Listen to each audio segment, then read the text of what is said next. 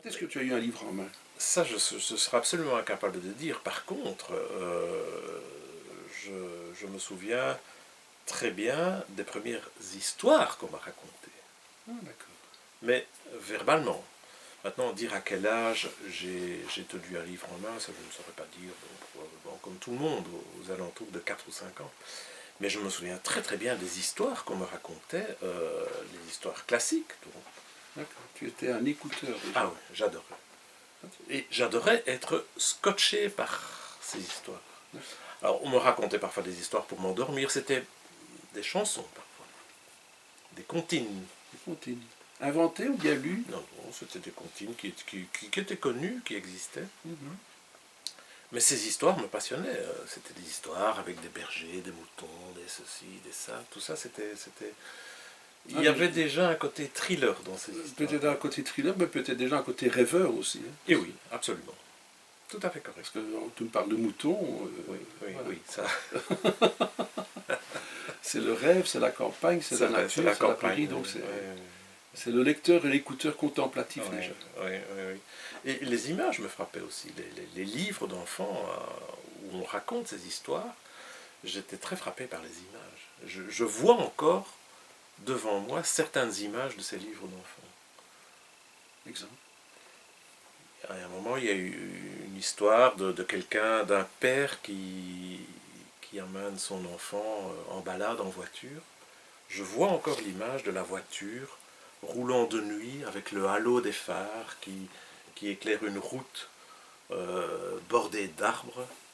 Magnifique, c'est une très très belle image. Et l'image avait quelque chose d'un petit peu angoissant parce que c'est le soir qui tombait, la lueur des phares. C'était très très bien. Visuellement, moi je suis un être assez visuel. Et dans le courant des études, quelles sont les découvertes littéraires que tu as faites? Alors là, c'est durant mes études que j'ai découvert la saga des Ducailles. Ce n'est pas très connu, hein. L'auteur lui-même n'est pas très connu. C'est un auteur hongrois, Lajos Szilágyi. Mais ce qu'il a écrit est de toute beauté. Il l'a écrit dans des conditions incroyables, parce qu'il l'a écrit pendant la Deuxième Guerre mondiale, enfermé dans une cave. Il était à l'abri dans une cave, il est resté quasiment toute la période de la guerre dans sa cave. Et il a écrit ce livre merveilleux, qui est une saga familiale. Mais une saga familiale extraordinairement bien écrite. Qui était une façon pour lui de s'échapper. Exactement, exactement, exactement. Alors tout est bien dans cette saga. Donc ça c'est vraiment pendant mes études, c'est ça. Alors il y a évidemment beaucoup d'autres livres que j'ai découverts, mais de ce qui est mes études, vraiment ça, en matière de roman en tout cas. C'est amusant parce qu'on découvre un homme qui pourrait être un littéraire et qui est un littéraire, mais tu es attiré par les mathématiques. Oui, oui, oui. Explique-nous comment. C'est par accident. Par accident. Oui, oui, par accident. J'ai fait des humanités latin-grec. J'étais très mauvais en mathématiques, en latin-grec. Vraiment mauvais. Donc, examen de passage chaque année, etc. Par le chat de l'aiguille chaque année. Et j'étais vraiment beaucoup plus littéraire. J'avais vraiment des très bons points en grec, en latin, en français. Et en permanence, dans mes études secondaires, on m'a catalogué comme étant littéraire. On m'a conseillé de faire des études, soit de droit, de journaliste, de ceci, de ça. Et s'il y a bien une chose dont j'ai horreur, c'est d'être catalogué. Et donc ça m'a révolté.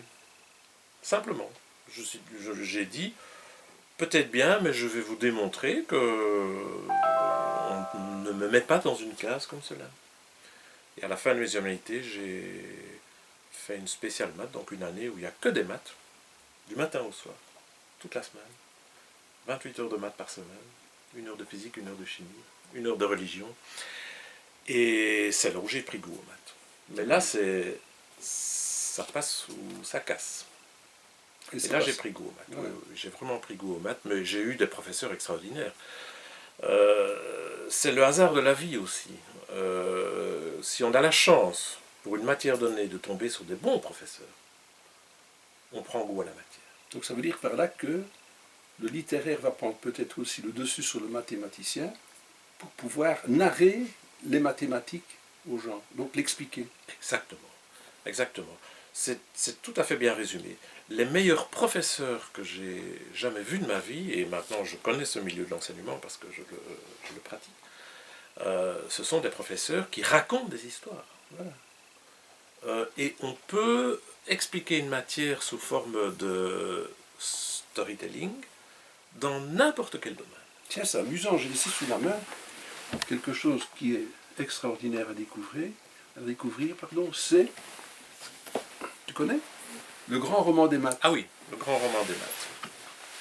Là, c'est génial, si j'avais eu un prof de maths Oui, voilà, qui m'aurait expliqué les mathématiques exactement. de cette façon-là. Exactement. Mais c'est dans tous les domaines. La finance, qui est un domaine qui peut être assez rébarbatif, parce qu'il y a aussi beaucoup de formules, de mathématiques, ça peut être expliqué sous forme de storytelling. Ça s'y prête très bien. J'ai une collègue, Valérie Quinon, peut-être la professeure la meilleure que je connaisse à l'heure actuelle, qui est vraiment capable de scotcher son auditoire, qui a une présence, un dynamisme époustouflant. Eh bien, cette fille, elle fait du storytelling. Quand on prend un concept un tant soit peu compliqué en finance, par exemple le besoin en fonds de roulement, l'académique classique te dira, ah oui, le besoin en fonds de roulement, voilà la formule, là-dedans il faut faire attention au stock, il faut faire attention aux actifs circulants, il y a les comptes clients et les comptes fournisseurs, et on enrobe ça dans des formules, et en fait ça endort les gens, ou alors ça les dégoûte. Valérie Quinon expliquera aux gens, je connais un chef d'entreprise dont l'entreprise était florissante, son chiffre d'affaires augmentait, il vendait de plus en plus. On aurait pu se dire, tiens, tout va bien. Et cet homme vient me trouver en disant, mais j'ai l'impression que je creuse ma tombe de plus en plus. Eh bien voilà, on est scotché par l'histoire. Voilà, d'accord. Et le problème, c'est un problème de besoin en fonds de roulement, et puis là on peut embrayer. Mais commencer par raconter une histoire, et puis après expliquer les tenants, les aboutissants et aller dans le détail, je pense que c'est comme ça qu'il faut faire. C'est vraiment nous aiguiller sur le personnage qui est là derrière. Oui. Alors, explique-nous un petit peu l'origine de ces deux ouvrages qui sont derrière moi. Alors, l'origine de la liste alpha. Donc, je parle ici donc. Ah oui, à bord oui, du oui, Léopold. oui. Voilà. Oui, ça c'est donc aussi du storytelling. Okay, Voilà. c'est du storytelling. Alors, l'origine de ça, donc c'est un garçon qui s'appelle Philippe Le Mans, qui est un vrai storyteller. C'est son métier. Donc lui, il va dans les entreprises et il fait passer des messages au travers de storytelling. Philippe Le Mans travaillait au départ, il a travaillé dans des grandes sociétés multinationales. Je pense que c'est Procter & Gamble, mais enfin bon, ce sont des sociétés de ce style-là. Et bon, c'était l'époque où les techniques de management changeaient énormément, et donc il fallait un petit peu motiver les gens à adopter des pratiques différentes. Et il avait beaucoup de difficultés à faire passer les messages. Et il a découvert qu'en réalité, en expliquant des histoires, on faisait passer des messages nettement mieux. Et donc il a développé ça. Mais ce qui est extraordinaire dans ce cas-là, c'est que il a sauté sur l'occasion du film Apollo 13. Alors le film Apollo 13, c'est un film qui est très connu, je pense que tout le monde a dû le voir, hein, avec des acteurs assez connus. Et comme tout le monde, il a été scotché par ce film. Mais lui a voulu aller plus loin. Il a réellement décortiqué tout ce qui s'est passé en détail, parce que le film, malgré tout, bon, présente des simplifications. Lui, il a tout décortiqué, il a vraiment été dans les archives de la NASA, et il a décrypté toute l'histoire en tirant point par point toutes les leçons de management qu'on peut tirer de cette crise. Comment la crise a été gérée, comment est-ce que le chef des opérations a réagi, comment il a géré ses équipes. Et il en a tiré toute une série de messages de management qu'il fait passer aux gens, pas de manière traditionnelle en disant « dans telle situation, vous devez faire ça, vous devez faire ça », comme l'histoire du besoin en fond de roulement. Il raconte l'histoire. Il raconte l'histoire d'Apollo 13, et à chaque fois, en conclusion de certaines parties de l'histoire, il fait passer des messages. Ça, c'est le principe de base du storytelling. Et c'est quelque chose qui est vraiment très percutant. Et tu étais un des auditeurs dans Alors, cet enseignement. je l'ai d'abord écouté, et Mhm. après, il m'a demandé de rejoindre son équipe. D'accord. Et je fais toujours maintenant partie de l'équipe des Pilgrims. Des pilgrims. Ah, d'accord. Les Pilgrims. Alors, on a eu de très belles aventures ensemble. On a eu des très beaux programmes de formation, notamment avec le plus gros employeur de la région bruxelloise. Mhm. Et on a formé des centaines de gens à certaines techniques de maîtrise de soi, de maîtrise des autres, en utilisant du storytelling. Et ça marche. Quand on lit dans une revue académique un concept sur voilà, il faut faire ça, voilà ce qui est bien, ça rentre par une oreille et ça sort par l'autre. C'est ce qui permet à Philippe Smans de s'introduire dans des sphères un peu nébuleuses, Ah oui, oui, oui, bien sûr. ou Bien cachées. sûr. Oui, oui, oui, parce que maintenant, systématiquement, quand on fait appel à moi pour de la consultance, je prends plutôt l'optique du storytelling. D'accord. Et comme tu dis, j'ai des clients très, très, très diversifiés. Des... Dans la haute sphère, Dans les hautes on est sphères. dans la communauté européenne, On est dans les hautes sphères de la communauté européenne. J'ai des clients dans certains pouvoirs publics, la Cour des comptes au cours des cours. européenne, où on découvre des choses invraisemblables. Hein. Voilà. Donc les offices de lutte antifraude. J'ai aussi déjà j'ai eu des missions pour la sûreté de l'État belge aussi. Ah, ce sont toutes des choses où on découvre... Tu as rencontré l'inspecteur De Bruyne alors là. Oui, voilà. Voilà, l'inspecteur De Bruyne du commissariat de la rue du Collège. Effectivement, d'accord. Mais donc ça te permet maintenant, avec les expériences sur le terrain, Oui. d'emmagasiner certaines petites choses, Oui, tout à fait. les mettre dans un sachet, Bien sûr. et un jour tu les couches sur papier. Absolument. Absolument. Absolument. Il y a une myriade d'ingrédients qui proviennent de l'observation. Je suis un bon observateur. J'ai un background d'ingénieur, je ne me considère pas comme bon ingénieur, parce que pour être bon ingénieur, il faut être à la fois observateur et à la fois réalisateur. Il faut avoir un esprit concret, il faut... En étant ingénieur, tu as travaillé dans les hautes sphères. Bien sûr, j'ai travaillé dans des sociétés de très haute technologie, avec des technologies de pointe, dans le secteur chimique, dans d'autres secteurs. Mais je n'y ai pas fait une carrière extraordinaire, en toute honnêteté. Non, je crois que vraiment pour être un bon ingénieur, il faut ces deux qualités-là. Il faut savoir bien observer. Les scientifiques, de manière générale, les ingénieurs en particulier, sont des bons observateurs. Il faut développer cette capacité d'observation. Un ingénieur doit avoir le côté bâtisseur en plus. Il doit savoir vraiment bien mettre ses mains dans le cambouis. Là, je suis, en toute humilité, nettement moins bon. Je ne suis pas un gros réalisateur, mais observateur, oui. Alors quand le lecteur contemplatif que tu es emmagasine plein de choses, Oui. il a envie d'écrire. Bien entendu, tout à fait. Tout à fait. Alors, cette envie d'écrire, ça me tenaille depuis le milieu des années 90, où là, je travaillais beaucoup sur des projets de mise en place en entreprise de normes organisationnelles assez complexes. Et j'aime toujours bien être à un bon niveau quand je me lance dans une mission, donc je lisais énormément de littérature managériale sur le sujet, et j'étais effaré de la mauvaise qualité de rédaction de ces documents. C'était à pleurer. Je me demandais en lisant si les gens, l'auteur, faisait exprès d'être aussi rébarbatif, de rendre des choses qui pouvaient être rendues plus simples. Et ça m'avait tellement choqué et frustré qu'avec un ami, Gilles Verhest, on a décidé de se lancer dans l'écriture d'un livre sur le sujet, avec la volonté de rendre la lecture agréable. Et le moyen que nous avions trouvé pour rendre ça agréable, c'est de s'inspirer de ce que beaucoup de livres américains, les Américains sont évidemment toujours avec une ou deux longueurs d'avance sur nous, faisaient, c'est-à-dire ils agrémentent le texte de case studies, de cas d'études. Ce sont des histoires. Un cas d'étude, il faut appeler un chat, c'est une histoire.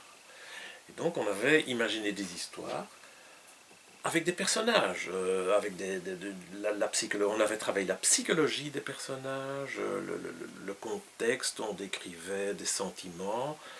C'était des mini-romans. Et on avait parsemé ce livre de quelques mini-romans. Et il se trouve que le livre a été un best-seller, vraiment. Et je sais que c'est uniquement à cause de ça. Parce qu'à l'époque, aucun livre traitant du sujet, et c'était un sujet qui était en vogue, aucun livre n'existait qui l'abordait de cette manière-là. Donc ça a été un best-seller, il a été publié en plusieurs langues, dans plusieurs pays. Mais surtout, ça nous a donné goût à l'écriture d'histoire. Et donc depuis ce moment-là, ça me tenaille. Alors ça a été mis en veilleuse pendant pas mal d'années.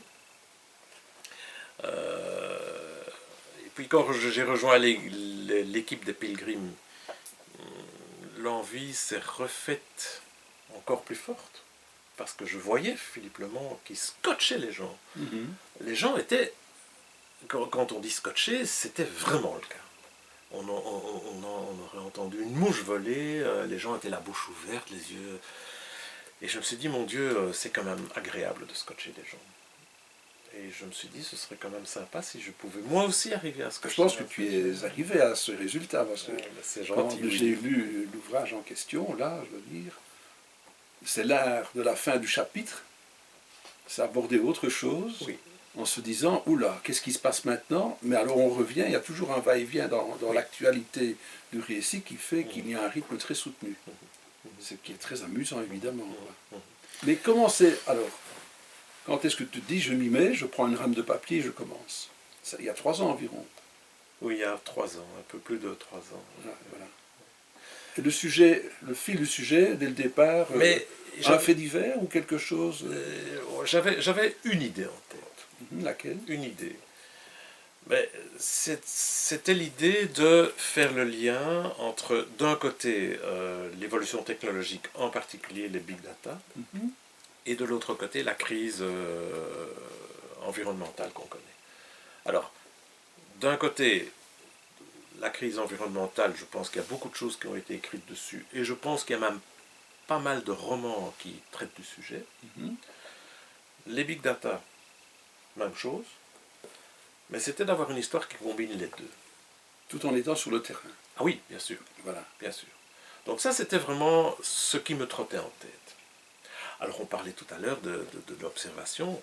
Évidemment, moi j'avais en tête aussi des milliers de petits détails, de situations vues en entreprise, des personnages que j'ai rencontrés, et tout ça, ça nourrit à ce moment-là le fil conducteur. Mais le fil conducteur était relativement clair depuis le début. Enfin, ce qui est très plaisant, c'est que bon, nous sommes ici à Bruxelles, c'est quand le récit prend forme et qu'on se retrouve dans un quartier qu'on connaît. Oui. Donc là, tu le mets dans une autre dimension. Oui. Et là, c'est extraordinaire de pouvoir faire se dérouler une histoire dans un quartier où on est. Oui, exactement. Tout en étant une histoire extraordinaire qu'on n'irait jamais imaginer. Lorsqu'on est le citoyen lambda dans la rue, on se dit, tiens, il se passe ça ici, quoi. Exactement. Oui, d'autant plus que dans l'histoire, on voyage beaucoup. Voilà, aussi. Mais une partie se passe le tremplin est ici, quoi. Oui, oui, tout à fait. Tout à fait. Alors, parle-nous un petit peu du fil conducteur, du récit. J'entends par là, donc tu démarres avec un fait divers, enfin, avec les 2 éléments que tu veux rapprocher ensemble. Oui, et puis, ça prend forme comment? Alors, en fait, j'ai eu, d'une certaine manière, il y a un élément particulier qui a vraiment, qui m'a poussé à me mettre devant mon ordinateur et à commencer à taper. C'était il y a 3 ans. J'avais normalement un très gros contrat avec une des institutions européennes. Et ce contrat a été annulé en dernière minute. pour des raisons de planification, d'activité chez eux. Ce n'était pas un problème pour moi parce que en cas d'annulation, il y avait des compensations. Mais bon, comme c'était quand même un gros contrat, je me suis retrouvé avec un trou de quelques semaines dans mon agenda. Quand on est dans la consultance... on sait s'occuper. Oui, mais ce que je veux dire, c'est qu'on ne peut pas remplacer un contrat par un autre comme ça en claquant des doigts. On sait s'occuper. Le contrat, la signature du contrat, c'est le résultat d'un processus qui prend parfois des mois. Bon, ici, il se trouve que ça arrive de temps en temps que finalement, les clients, surtout des gros clients comme ça, disent finalement, on a d'autres priorités, on vous aime bien, mais on fera ça plus tard, pas maintenant. C'était à la fin des vacances, donc moi j'étais déjà parfaitement reposé, j'avais pris mes vacances, mais bon, j'ai eu un mois, un bon mois, où j'avais quasiment rien à faire. Donc je me suis dit, qu'est-ce que je vais faire? Moi je reviens de vacances, donc je ne vais pas reprendre des vacances, je me sens reposé, je n'ai pas besoin de me reposer. Ah, j'avais cette idée. Et l'envie du thriller, le storytelling, tout ça, ça me travaillait. Et donc un beau matin, début du mois de septembre, je me suis mis à mon PC et j'ai commencé. Les premières phrases et puis la machine s'enclenche. Alors, évidemment, l'intrigue peut être claire dans son esprit, mais il n'y a jamais que 30% du récit qui est vraiment relatif à l'intrigue de départ. Le restant, ce sont des éléments qui viennent en cours d'écriture. Parce qu'il se passe quelque chose avec le personnage, donc, oui. Et le personnage rebondit par lui-même. Exactement. Et ça, c'est de l'imprévu. Ah oui, oui, oui, tout à fait. Tout à fait. Tout à fait. D'accord. Et donc, ça s'est construit comme ça, petit à petit. L'écriture de la toute première version a été très très vite. Je pense qu'en un bon mois, le premier jet était terminé. Évidemment, je ne suis pas un professionnel de l'écriture. Donc, il y avait beaucoup à redire sur cette première version. Alors, on l'a fait évoluer, je l'ai fait évoluer avec mon entourage, par après avec l'éditeur, les éditions Trouble. Mais il y a eu 4 ou 5 versions consécutives, assez différentes les unes des autres. Je pense que si on reprenait maintenant la version finale et la toute première version, on verrait beaucoup de différences. Et là, tu découvres un monde, tu découvres le monde des auteurs. Oui. Oui, oui. Donc tu vas dans des salons, tu vas dans des rencontres, tu fais plus attention aux personnages qu'ils sont, et tu te dis, tiens, j'espère qu'un jour je serai du même côté de la table avec eux. Quoi. Exactement. Exactement. Mais je découvre un monde dont je ne connaissais rien. Rien du tout. Rien du tout. Ni le monde des auteurs, ni le monde de l'édition. Donc tout ça, c'était terra incognita pour moi. Et j'ai découvert avec beaucoup de plaisir. Comme je découvre des nouveaux clients, des nouvelles choses. Je suis toujours intéressé à découvrir des choses. Enfin, ce qui est extraordinaire, c'est de voir qu'évidemment, le récit est tombé dans les mains de notre ami Yann Mano, oui. qui lui aussi a accroché. Oui. Et il t'a fait le grand honneur de te proposer un bandeau. Oui, je dois dire que ça, c'est quelque chose qui m'a énormément touché. D'abord de voir que le personnage, de découvrir le personnage, parce que Yann Manouk est un personnage éminemment sympathique, très, très abordable. Quand on voit l'auteur à succès que c'est, on serait en droit de se dire c'est quelqu'un d'inabordable, d'overbooké. Pas du tout. Ce garçon a vraiment... à l'écoute. Oui, vraiment à l'écoute, d'une grande simplicité, très sympathique. Et donc ça, c'est la première chose. J'ai découvert un personnage sympathique et qui, en plus, a accepté de me parrainer. C'est fantastique. C'est fantastique. Je dois dire que je le suis très redevable de ça. Donc l'ouvrage ici va sortir le 23 août. 23 août. Donc tu es dans les starting blocks. Oui. Donc tu vois un petit peu comment les mises en place vont se faire de la part du distributeur. Oui, je suis en train de découvrir ce processus-là. Tu es en train de découvrir le processus-là en question. Donc tu vas maintenant prendre l'agenda et voir avec les différents librairies ou différentes rencontres qui vont se faire, comment tu vas pouvoir, je vais dire, te montrer au public en direct. Exactement. Exactement. Moi, mon souci, c'est que mon éditeur et que les libraires ne soient pas déçus. Voilà. Je ne cherche pas le succès personnel. Moi, ce n'est pas mon métier principal. Voilà. Je ne vis pas de ça, je ne compte pas vivre de ça. J'ai mon métier passionnant. Mais je remercie les gens qui m'ont fait confiance et j'ai envie qu'ils aient le sentiment que cette confiance a été bien placée. Je dois dire, tu as déjà eu le plaisir de l'écrire. Ah oui, oui, oui. On a été quelques privilégiés à pouvoir déjà le découvrir avec un grand plaisir aussi. Oui, oui. Et disons, on aime, on va partager évidemment C'est ça. ce plaisir-là. C'est ça. Philippe, je suis très content de t'avoir rencontré, qu'on ait parlé de ce nouvel ouvrage. Avec un grand plaisir, oui. Le deuxième oui. est en cours d'écriture. Le deuxième est terminé. Ah, il est terminé. Il vient d'être terminé. Je fais encore quelques petites modifications à caractère cosmétique. D'accord, c'est bien dit. Et puis je vais le donner à mon éditrice, Isabelle Stoulen. Donc ça, ce sera pour l'année prochaine, la parution, évidemment. Parce que des bruits couloirs me disent qu'il y a peut-être déjà le troisième qui frissonne dans les petits cartons. L'ébauche du troisième est en train de prendre forme. Tu as déjà tes petits billets qui sont distribués à gauche ou à droite en disant voilà, ça va me servir. Voilà, et j'ai déjà enclenché tout ce qui est mes radars d'observation. Eh bien voilà, on va se retrouver chez les libraires et dans des rencontres dans le futur. Avec grand plaisir. Très bientôt.